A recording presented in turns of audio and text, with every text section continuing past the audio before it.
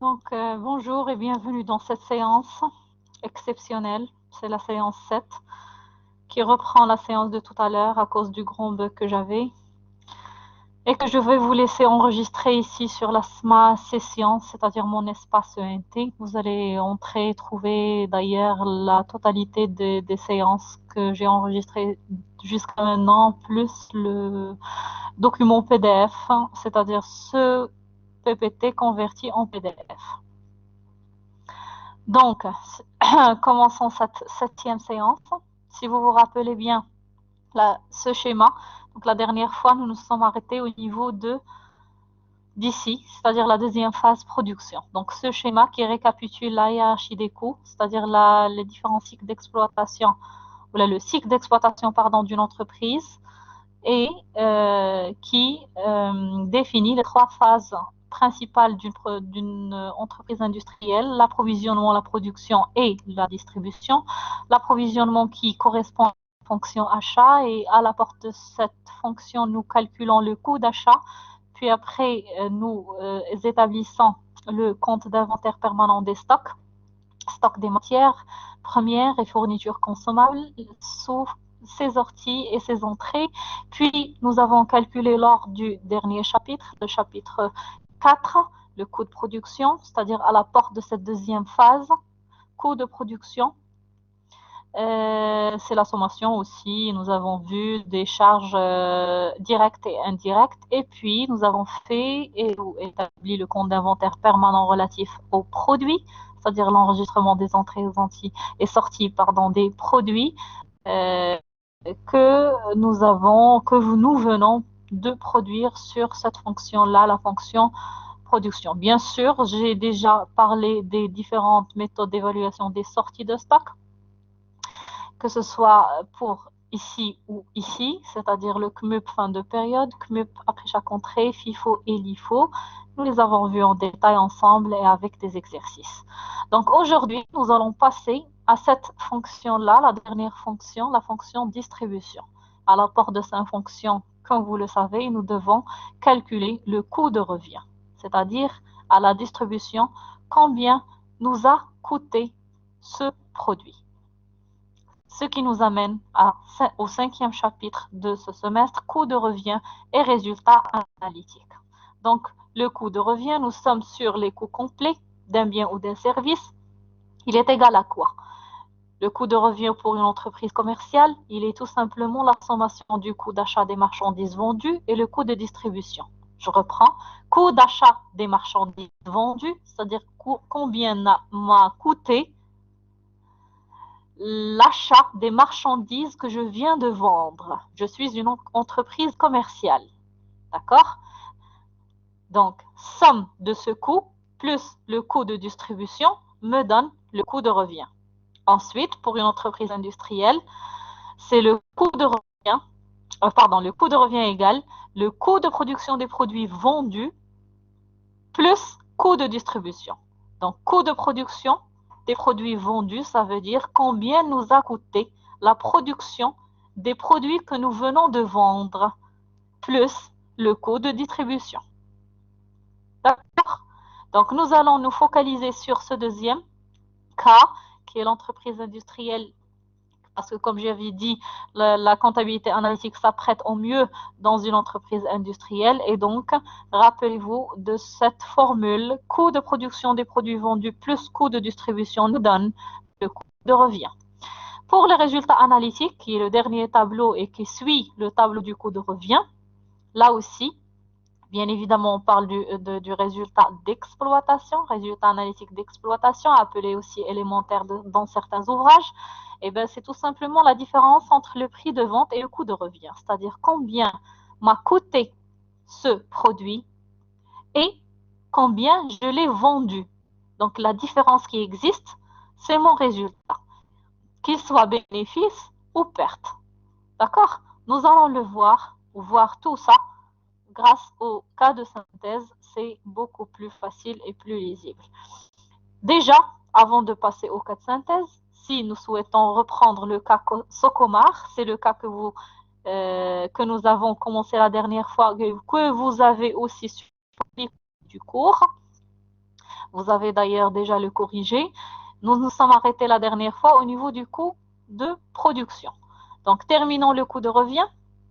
Par exemple, ici, si nous souhaitons calculer le coût de revient de l'entreprise Socomar, bien évidemment, qui dit coût de revient, qui dit produit. Hein. Nous allons nous concentrer sur les produits. Quels produits plus exactement? Les produits finis. J'avais parlé qu'à ce stade, nous parlons que des produits finis. Après, nous verrons dans le 6e chapitre les exceptions. Et nous allons plus exactement se focaliser sur les ventes. Donc, les produits finis vendus. Coût de revient des produits finis vendus. Comme j'avais dit tout à l'heure, c'est la sommation des coûts de production des produits vendus plus les coûts de distribution. D'accord? Coût de production des produits vendus. Si vous vous rappelez, la dernière fois, nous avons établi le CIP, hein, le compte d'inventaire permanent du produit T1 et T2. À votre avis, coût de production des produits vendus, ça va être quoi? Nous sommes dans T1. Ça va être tout simplement les sorties de stock de T1. Donc, je prends toute cette ligne, 2500 fois 80, et rappelez-vous également de T2, 1200 fois 105. Donc, la ligne complète ici et la ligne complète là, je vais la mettre 2500 fois 80 et 1200 fois 105,5. Je vais la mettre dans la première ligne du coût de production des produits vendus. Puis, la section distribution. Ici, nous sommes dans les charges indirectes. Ça veut dire nous allons travailler par le tableau de répartition des charges indirectes, c'est-à-dire voir directement la dernière colonne de tableau de répartition des charges indirectes. Je me rappelle, voilà, je l'ai là. J'ai mis les solutions ici pour voir d'où ça vient. Donc ici, nous sommes dans la fonction distribution. Donc ce montant-là qui nous intéresse, c'est la charge indirecte.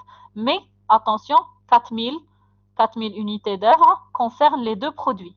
Donc si vous vous rappelez, nous avions fait déjà l'équation, comment nous avions trouvé 4000, c'est-à-dire, alors si j'ai ici le cas,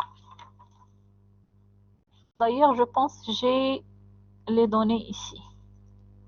Voilà, 2500 fois 100 plus 1200 fois 125 sur 100 m'a donné 4000. Mais ça concerne les deux. Autrement dit, si j'ai besoin de T1 et puis de T2 séparément, donc T1 2500 fois 100 sur 100 et T2 1200 fois 125 sur 100. D'accord? Ça va me donner 2500 unités d'œuvre pour T1 et 1500 unités d'œuvre pour T2. Évidemment, le coût, ici c'est le coût unitaire indirect que je viens de calculer dans le coût de production, le tableau de charge indirecte, pardon, qui est celui-là, 9, je vais le mettre ici pour les deux. Bien sûr, c'est un coût commun aux deux produits. Soit le total, ou là le coût de revient, c'est la sommation des valeurs sur la quantité vendue. D'accord? Donc, j'avais vendu les ventes 2500. Il faut voir les données. Donc, vous allez trouver pour T1 2500 de ventes. Donc, 222 500 sur 2500 égale à 89 000. Donc, le coût de revient de T1, 89 dirhams, pardon. Le coût de revient de T1 est de 89 et le coût de revient de T2 est de 116,71. Maintenant, pour calculer le résultat analytique, c'est le prix de vente moins le coût de revient. Le prix de vente, c'est les données. C'est toujours les données, c'est-à-dire chercher, vous allez trouver la quantité vendue avec le prix unitaire de vente que je dispose ici pour T1 et T2. Et puis, je déplace toute la ligne du coût de revient ici, d'accord? Que ce soit pour T1 ou pour T2. Maintenant, attention, c'est un moins ici, c'est pas un plus. Bien sûr, c'est un moins comme dans l'équation du cours, prix de vente moins le coût de revient, combien je l'ai vendu moins combien il m'a coûté pour trouver le résultat analytique. D'accord? Autrement dit, 100 moins 89 égale à 11. Si je souhaite interpréter le 11, ça veut dire ça m'a coûté, pardon, je gagne, ça m'a coûté. Ça m'a coûté 89. Je l'ai vendu à 100.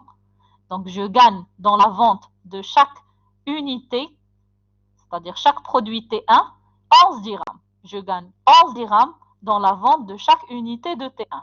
Et je gagne 8 dirhams,25 centimes pour la vente de chaque unité de T2.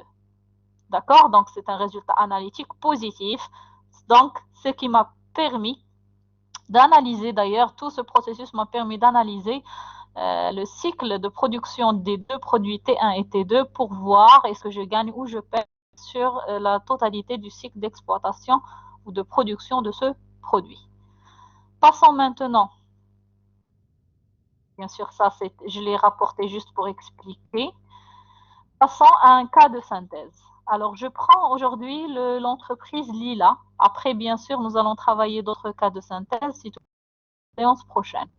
Alors, la première entreprise, elle est spécialisée dans la fabrication de vêtements en maille et en particulier des pulls Jaguar à partir de fils en laine.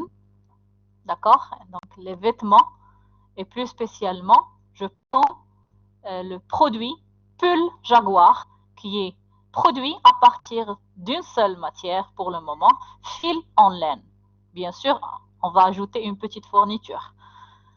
Donc, dans l'optique de contrôle de gestion, on s'intéresse plus particulièrement à la fabrication des pulls Jaguar. On vous communique les renseignements relatifs au mois d'avril 2015. On vous donne les achats de fils et des fournitures, les stocks initial pour les fils, les petites fournitures et les pulls, et puis la production de la période. D'accord?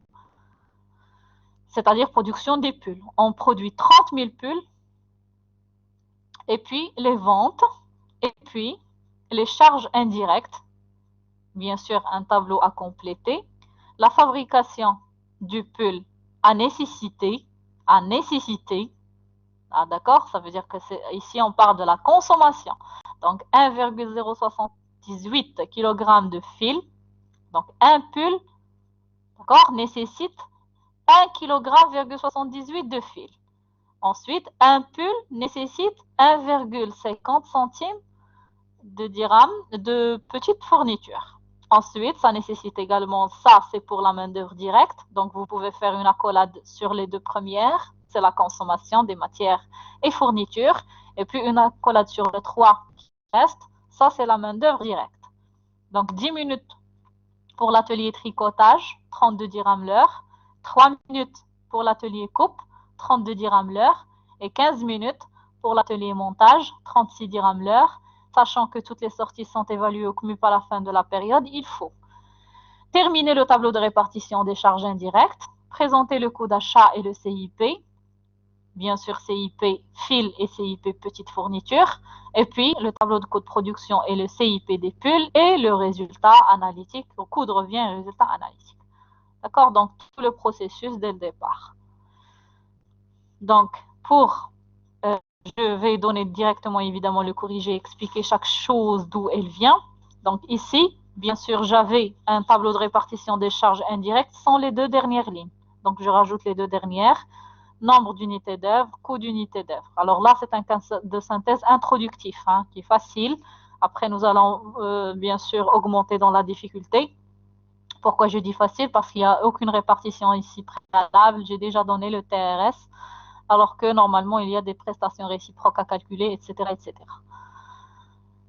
Donc, ici, j'ai dit, on rajoute les deux dernières lignes, nombre d'unités d'œuvre et coût d'unité d'œuvre. Alors, le nombre d'unités d'œuvre, je me réfère toujours à la nature de chaque fonction. D'accord? Par exemple, pour l'approvisionnement, on me demande 1 kg de fil acheté. Donc, si vous revenez dans les données, les achats, on me demande le kilogramme de fil acheté, le kilogramme. Je prends que le kilogramme, je m'en fous du prix, pas la valeur, le kilogramme. Donc 48 000 kilogrammes. Voilà, 48 000. D'accord? Ensuite, kilogramme de fil utilisé. Alors là, il y a une différence. Acheter, utiliser. Alors quand je dis utiliser, c'est la consommation. Combien j'ai consommé pour produire, comment dirais-je, le pull. D'accord? Combien j'ai consommé pour produire le pull. toujours en termes de fil. Donc, j'ai produit combien? J'ai produit 30 000 pulls. D'accord? J'ai produit 30 000 pulls. J'ai besoin de combien de fils? Elle est où là? Voilà, la fabrication. J'ai besoin pour un seul pull 1,078 kg de fil. Donc pour 30 000 pulls, donc 30 000 fois 1,078. 30 000 fois 1,078 va me donner 32 340. D'accord? Parce que j'ai besoin du kilogramme du fil utilisé. Utilisé, bien évidemment, pour l'ensemble de la production. D'accord? Soit 32 340. Ensuite, heure de main-d'œuvre directe. Heure de main-d'œuvre directe et je suis dans l'atelier coupe. Heure de main-d'œuvre directe, je suis dans l'atelier coupe. Donc, je pars à l'atelier coupe. Heure de main-d'œuvre directe. Voilà. Le problème ici, je l'ai en minutes. Je ne l'ai pas en heures. D'accord? Ça veut dire quoi? Ça veut dire que je dois convertir les minutes en heures. D'ailleurs, dans les cas de synthèse, vous pouvez tomber sur des cas comme ça. Convertir le kilogramme en tonnes, le litre en centilitres, le centilitre en litres, le métrage, mettre, je ne sais pas, au centimètre, etc., etc. Donc, il faut quand même maîtriser ou avoir un minimum de maîtrise par rapport à ce genre de petites choses. Donc, je disais, je suis dans l'atelier coupe, j'ai besoin de volume horaire, d'heures de main-d'œuvre directe. Bien sûr que je vais avoir besoin pour la production des 30 000 pulls. Donc, toujours 30 000 pulls fois 3 minutes sur 60. D'accord? 60 minutes. Il y en a 60 minutes fleurs. Donc, je reprends 30 000, c'est la production, fois 3 sur 60 égale à 1500. Donc, 1500 heures. D'accord? Ensuite, d'ailleurs, j'ai tout mis ici comme calcul justificatif. Ensuite, la même chose pour l'atelier montage. Donc ici, 15 minutes. Donc 30 000 fois 15 sur 100 pour convertir au volume horaire, soit 7500. D'accord? Ensuite, les ventes. Alors la distribution, 100 dirhams de vente. Je pars directement aux ventes. Les voilà.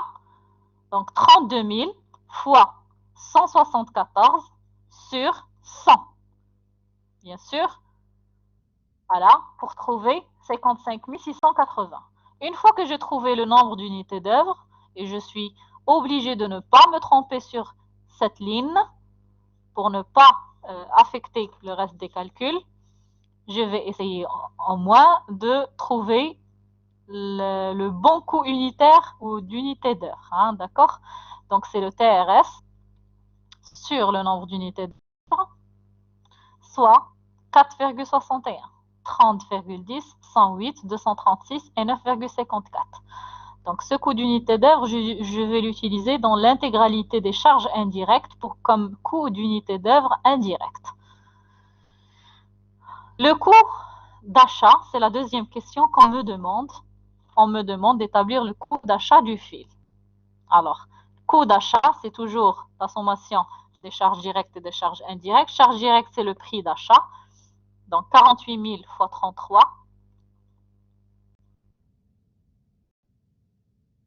48 000 fois 33. Et ensuite, les charges indirectes, c'est le tableau de répartition des charges indirectes où je pars à la fonction approvisionnement. Donc, 48 000 à 4,61. 48 000 à 4,61. Ensuite, je mets la sommation des valeurs sur la quantité achetée. Sur la quantité achetée. Égale 37,61. Ça, c'est mon coût unitaire d'achat. C'est-à-dire combien ça m'a coûté réellement l'achat du fil pour produire le pull Jaguar. Unitaire, évidemment. Ensuite, il me demande de dresser le CIP, le compte d'inventaire permanent du fil. Et après, on va établir celui de la petite fourniture qui sont des matières consommables. Alors, le solde initial, le stock pardon, initial, c'est les données. Stock initial. Le voilà, 12 000 pour 42 120. Ils ont directement donné 12 000, 42 120. D'accord? Directement donné la valeur, donc j'utilise la valeur. Hein, pas la peine de calculer le coût unitaire. Les have la valeur, 42 120 sur... Enfin, pas la peine de faire justement sur 12 000. Je laisse la valeur telle qu'elle est. Pas de problème, ça ne va rien affecter. Ensuite, les entrées, c'est le coût d'achat. Les entrées, c'est le coût d'achat. Et donc, automatiquement, cette ligne, c'est-à-dire je viens d'acheter, je dois stocker, il va entrer en stock à quel coût? Eh bien, à celui-là, 37,61 unitaires. D'accord? Je mets la somme des valeurs sur la somme des quantités. Ici, quand même, c'est la somme des quantités. D'accord? Stock initial plus entrée. Je dégage mon CMUP fin de période 30,79. Celui-là, je vais utiliser dans les sorties et le stock final. Alors, les sorties, ce sont les consommations. Rappelez-vous, la consommation ici, nous sommes dans le fil.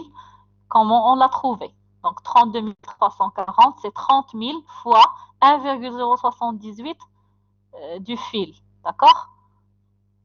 Donc, ça fois ça, je le mets là. Le stock final, c'est tout simplement calculé. Hein. Le stock final, les données, je le dégage.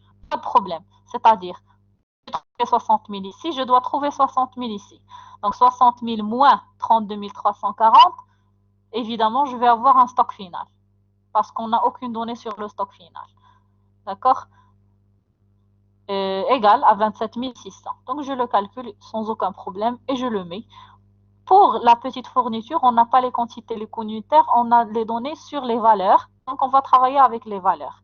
Le stock initial, il est donné en valeur sur la petite fourniture, le voilà, 4000 dirhams. D'accord? Stock initial, 4000 dirhams. Le voilà, 4000 dirhams. Ensuite, j'ai les sorties, enfin les entrées déjà, pardon. Les entrées, c'est les achats. Hein.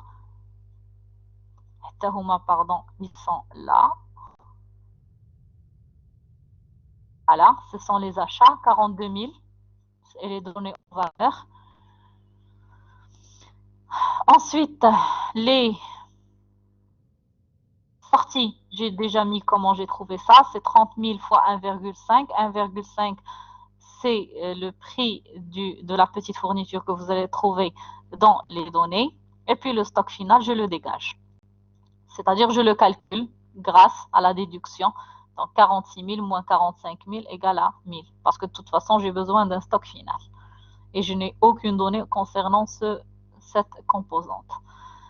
Ensuite, troisième question, coût de production des pulls. Alors, c'est la sommation des charges directes et les charges indirectes. Les charges directes, c'est la consommation des matières premières et fournitures, plus la main-d'œuvre directe.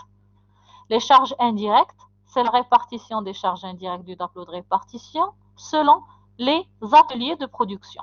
Ici, nous avons 3 ateliers, donc nous allons les garder. Tricotage, coupe et montage. Donc, pour la consommation du fil, donc je l'ai déjà dit, je le redis, ça, c'est le CIP, les sorties du CIP, les sorties de stock. D'accord? Parce que je dois consommer le fil. Tout simplement, je viens de calculer cette ligne, je la déplace ici. Ensuite, les fournitures, également, c'est le CIP. Je l'ai que en valeur. Voilà, voilà les sorties. Et voilà les sorties du fil. D'accord? J'ai pris les 2 lignes, ils sont là. Ensuite, pour la main-d'œuvre directe, alors là, il faut faire attention aux quantités parce qu'on demande le volume horaire et on a la quantité en minutes. Donc, 30 000 fois 10 sur 60 pour le tricotage égale à 5 000.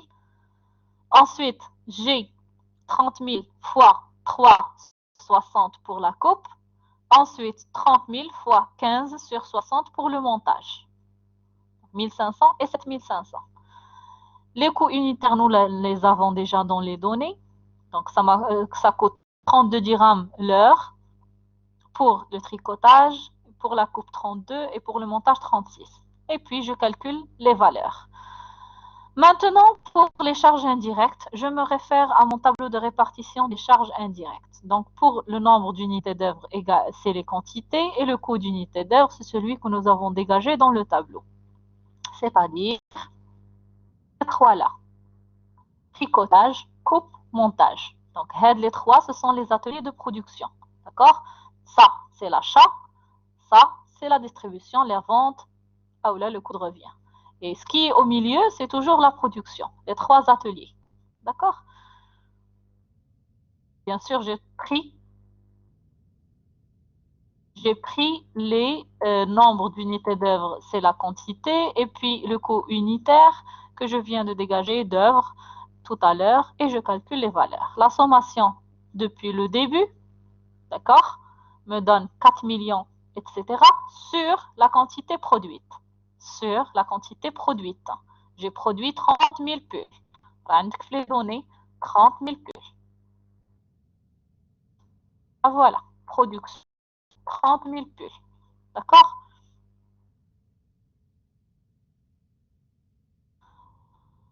Ça me donne 147,47, c'est le coût unitaire de production, c'est-à-dire combien il me coûte avant de son stockage, évidemment. Maintenant, après stockage, le CIP. Alors, le CIP des produits finis, qui est le pull, c'est-à-dire celui qui suit le coût de production, toujours comme fin de période pour les sorties de stock. Donc, le stock initial, c'est 5 000 et la valeur, c'est les données. Les entrées, c'est le coût de production. Je viens de le produire, je le stocke. Donc, il entre en stock à cette valeur. Puis, je dégage le CMUP qui est de 148. Et j'ai gardé les 4 chiffres que vous allez trouver dans la calculatrice, c'est pas grave. 2788. D'accord? Je vais le mettre ici pour les sorties et le stock final. Parce que je suis dans le CMUP fin de période. 32 000, c'est les ventes. 32 000, on vérifie, elle est où cette 32 000? Voilà, 32 000, c'est les ventes. Quantité vendue, 32 000. Bien sûr, elle va être évaluée une nouvelle fois, parce qu'elle vient d'être stockée. Donc, on va prendre le CMUP fin de période. Elle nous a coûté en stockage 148,2788. Le stock final, je le dégage toujours parce qu'on n'a pas de stock final, je pense, dans tout le cas. Je le calcule, donc 35 000, parce que ici 35 000, je dois impérativement trouver 35 000, moins 32 000 égale à 3 000, c'est le stock final. Pour le coût de revient, c'est tout simplement la sommation du coût de production des produits vendus plus les charges indirectes de distribution figurant dans le premier tableau de répartition des charges indirectes. Donc, 32 000 à 148, rappelez-vous, j'ai dit ce sont les sorties du CIP. Après, charges indirectes, c'est le tableau de répartition des charges indirectes, 55 680 unités d'œuvre à 9,54. 55 680 à 9,54. Ensuite, le résultat, bien sûr, je fais la valeur, je divise sur la quantité vendue, je trouve, ça me coûte 164 dirhams,8788, ça veut dire centimes, ça veut dire ce qui me coûte la production d'un pull, un seul pull Jaguar. D'accord? Je le vends à 174, j'ai vendu 32 000 en quantité et ça m'a coûté 164. Donc, je le vends à 174 et il m'a coûté 164, donc, je dégage un résultat de 9 dirhams,12 centimes sur la vente de chaque pull Jaguar. Donc, c'est un bénéfice. Bien sûr, ici, c'est un moins. Attention, tous les tableaux, on les ajoute. Il y a une sommation dans tous les tableaux, excepté dans les résultats analytiques. Le prix de vente, moins le coût de revient, mais chez plus, moins le coût de revient, que ce soit en sommation de valeur ou là en coût unitaire. D'accord? Et la quantité ne change pas, c'est la quantité vendue. Vendue. Nous sommes dans la dernière phase. Donc voilà, ça c'est pour cas de synthèse, Lila. Donc, je vais vous laisser ce PDF juste après l'enregistrement de cette séance que vous pouvez refaire chez vous. Et la semaine prochaine, c'est-à-dire lundi prochain, si tout va bien, nous allons faire 2 cas de synthèse, 2 entreprises, toujours industrielles, encore avec 2 processus de production différents, des matières différentes, des produits différents, etc., etc. Cette séance est terminée. Rendez-vous la semaine prochaine. Au revoir.